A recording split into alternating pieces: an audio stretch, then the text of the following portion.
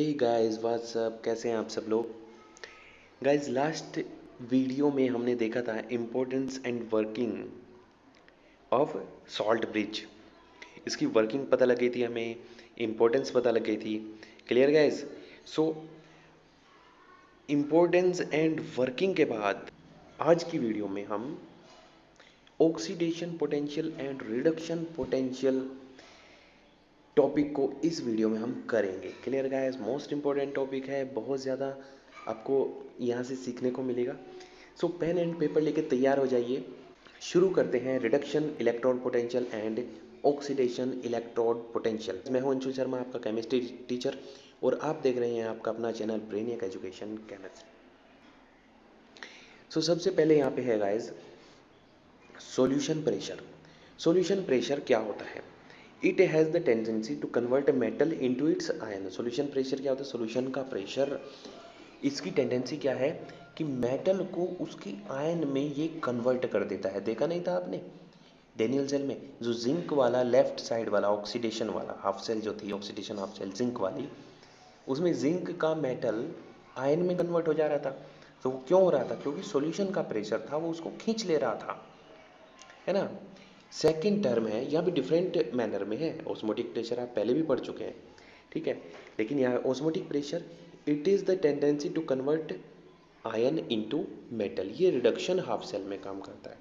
Osmotic pressure की tendency क्या होती है? आयन को सॉलिड मेटल में कन्वर्ट ये करने का प्रयत्न करता है।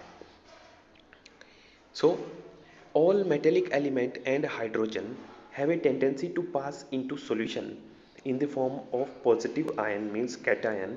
This property of metal is known as solution pressure. किसी भी मेटल की वो प्रॉपर्टी जिसमें वो चाहे कि मैं आयन में कन्वर्ट हो जाऊं, मैं डिसॉल्व हो जाऊं, मैं सोल्यूबल हो जाऊं, इस प्रॉपर्टी को क्या बोलते हैं? सॉल्यूशन में सॉल्यूशन प्रेशर। सॉल्यूशन प्रेशर ये कार्य करवाता है। और इलेक्ट्रोलाइटिक सॉल्यूशन प्रेशर और सॉल्यूशन टेंशन, ये इसके नाम हैं। And is constant at a given temperature. किसी भी गिवन टेम्परेचर पे ये रहेगा कांस्टेंट, फिक्स रहेगा। Due to the migration of the positive ion, cation का जो मेटल से सॉल्यूशन में जाने की जो टेंडेंसी है, the metallic electrode left positive and solution become metallic electrode left negative and solution become positive. यहाँ पे ये होता है। सो यहाँ पे एक इलेक्ट्रिक डबल लेयर की फॉर्मेशन होती है। इलेक्ट्रिक डबल लेयर की फॉर्मेशन होती है। मैं आपको बता भी चुका हूँ कि रोड हो जाती है नेगेटिव और सॉल्यूशन हो जाता है पॉजिटिव। तो यहाँ पे पोटेंशियल डिफरेंस जनरेट होता है। Clear guys? If metallic electrode is dipped in a solution of one of its salt, खुद के ही सॉल्ट में अगर हम इलेक्ट्रोड को, मेटल इलेक्ट्रोड को डिप कराएं, in such a case the tendency of ion is to be deposited at electrode. This backward reaction is attributed to be osmotic pressure of ion in solution. So यहाँ पे case reverse है कि ion क्या हो रहा है? Deposit हो रहा है मेटेलिक रोड पे। सो मेटेलिक रोड जो होगी हमारी, वो कैसी होगी? पॉजिटिव होगी। सॉल्यूशन कैसा होगा? नेगेटिव होगा। सो यहाँ पे भी पोटेंशियल डिफरेंस जो है आपका क्रिएट होगा। क्लियर है गाइज? सो इसी पोटेंशियल डिफरेंस को क्या बोला गया है कि ये क्यों हो रहा है? ऑस्मोटिक प्रेशर के कारण ऐसा हो रहा है। दस the standard potential of metal is equal to the difference between its solution pressure and osmotic pressure of its ion. अब लेते हैं इन चीज़ों को समझने के लिए, आपको कन्फ्यूज़न आ रहा होगा, है ना, कि ये चल क्या रहा है। इसको समझने के लिए हम 3 केस लेते हैं डिफरेंट। केस नंबर फर्स्ट में, if solution pressure is greater than the osmotic pressure, then what will happen? Let's see. The tendency of metal to lose ion predominate. Weight of rod will decrease. यहाँ पे अगर solution pressure ज़्यादा होता है तो क्या होगा? मेटल आयन में कन्वर्ट हो जाएगा, मेटल की रॉड डिके होने लगेगी, मेटल की रॉड का वेट जो है, मास जो है वो कम होने लगेगा और सॉल्यूशन का मास बढ़ने लगेगा, उसमें जाने लगेगा आयंस।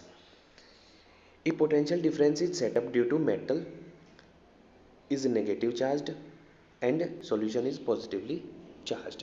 यहाँ पे पोटेंशियल डिफरेंस क्रिएट हो जाएगा। मेटल की रोड जो है, जो जिसमें से आयन सॉल्यूशन में जा रहा है, जंप कर रहा है, वो नेगेटिवली चार्ज हो जाएगी और सॉल्यूशन कैसा हो जाएगा, positively charged.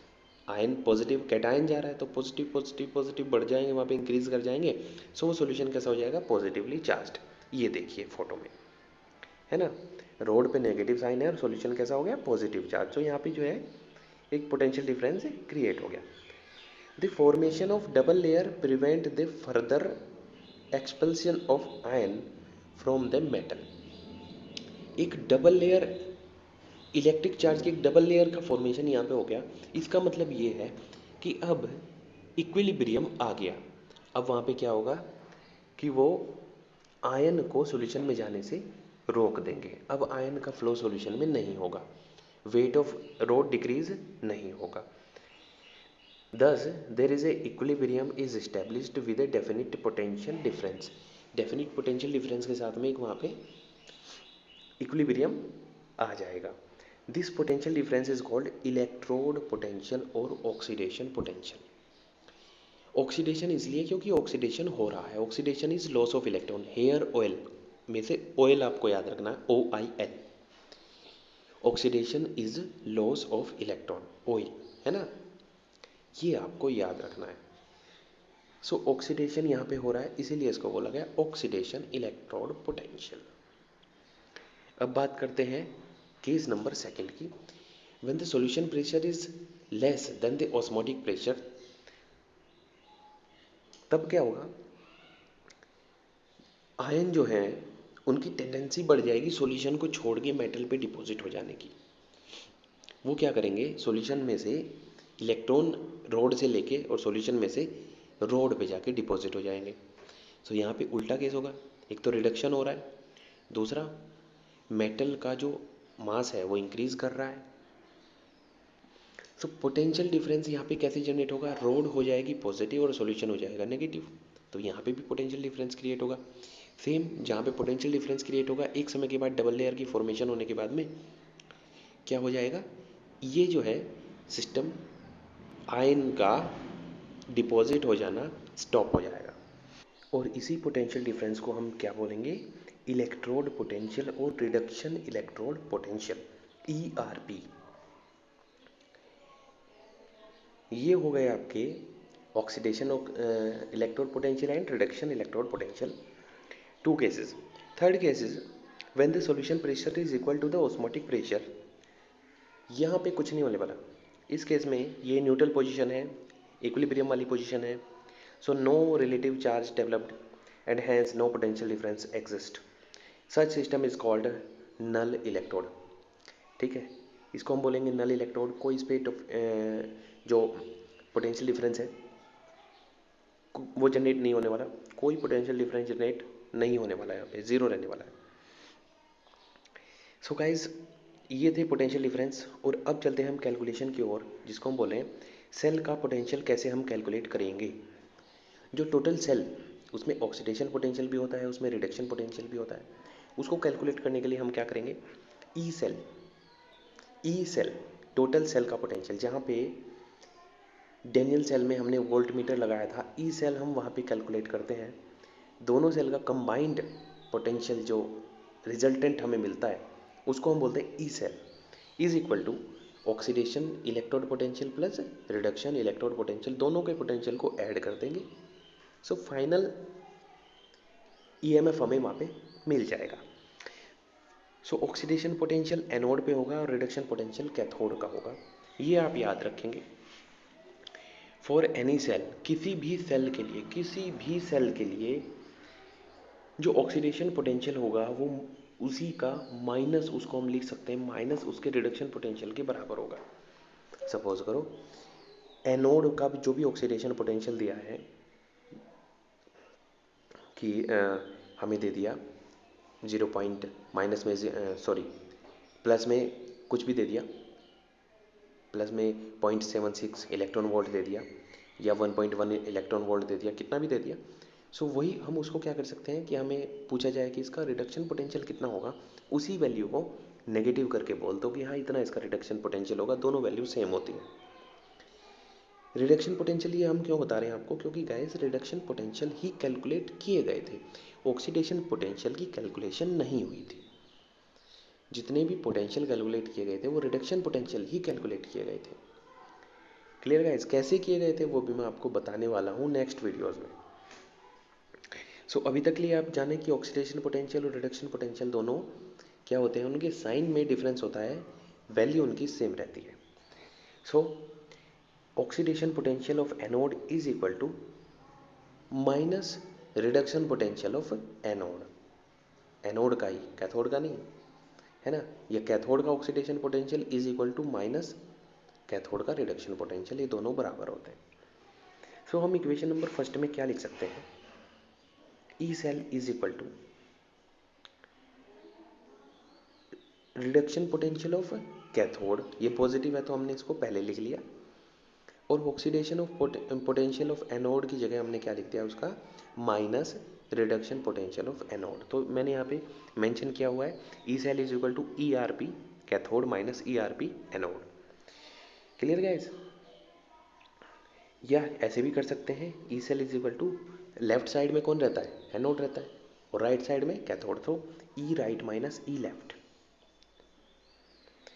We have to take only reduction potential because reduction potential was calculated only, है ना, ये नोट में है गाइज, रिडक्शन पोटेंशियल ही कैलकुलेट किए गए थे, बाकी कुछ कैलकुलेट नहीं किया गया था, इसलिए हम रिडक्शन पोटेंशियल ही रखते हैं हमेशा। जो वैल्यू आपको गिवन होंगी वो हमेशा रिडक्शन पोटेंशियल की होंगी, और अगर आपको ऑक्सीडेशन पोटेंशियल पूछ लिया कहीं पे, सो आप उसी को नेगेटिव से मल्टीप्लाई करके बता देंगे। Clear guys, calculation of electrode potential हम देखते हैं गाइज, नेक्स्ट वीडियो में हम इसको देखेंगे कि कैलकुलेशन कैसे करनी है इलेक्ट्रोड पोटेंशियल की। आज के लिए बस इतना ही, इसको आप याद रखेंगे क्योंकि ये मोस्ट इम्पोर्टेंट टॉपिक था जो मैंने आपको करा दिया। नेक्स्ट वीडियो में हम कैलकुलेट कैसे किया गया स्टैंडर्ड कंडीशन पे, नॉन स्टैंडर्ड कंडीशन पे, मोस्ट इम्पोर्टेंट टॉपिक आने वाला है। क्वेश्चन आते हैं, हमेशा क्वेश्चन आते हैं। क्लियर गाइज, सो गाइज मिलते हैं नेक्स्ट वीडियो में कुछ नए पॉइंट्स के साथ, कुछ नए फैक्ट्स के साथ। तब तक के लिए गाइज पढ़ते रहें, आगे बढ़ते रहें। All the best.